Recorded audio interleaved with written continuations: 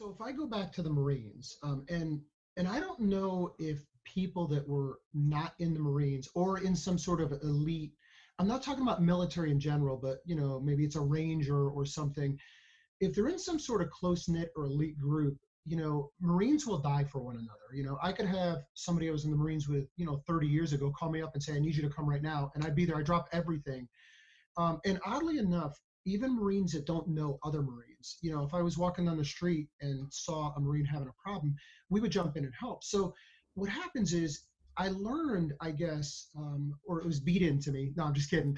That what happens is you die for your brothers and sisters, and in the Marines. And I've transferred that over to the business. I've somewhat tried to create that culture here, but it's also the servant leadership. We empower people in the company. So our people are empowered to make decisions. And you know what? They make the wrong decisions sometimes. My goal is that if they make the wrong decisions, that they learn from them.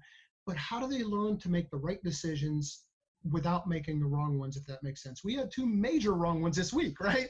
I talked to them and they're going to be great. They're moving forward. So it's the culture is that everybody's empowered. They're going to make their own decisions. Even if they come to me to try to make a decision, I kick it back to them and I make them make it, Right. And by doing that, they're growing closer and closer and closer. And then they're not looking over their back, worried about being fired because they make the wrong decision. Or if I make the wrong decision, they're going to verbally beat me up or something like that. So that's part of it there.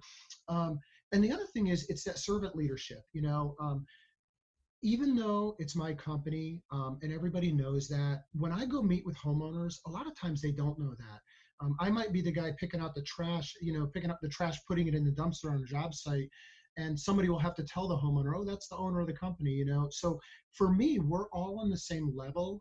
I am no better than anybody else. As a matter of fact, there's a lot of people in the company that are much, much better at what they do.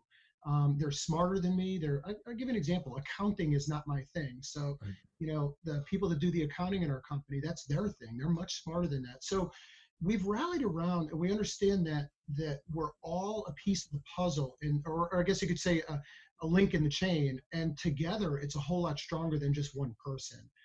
And that's sort of, I guess, maybe that's not answering your question, but that's sort of what encompasses our culture.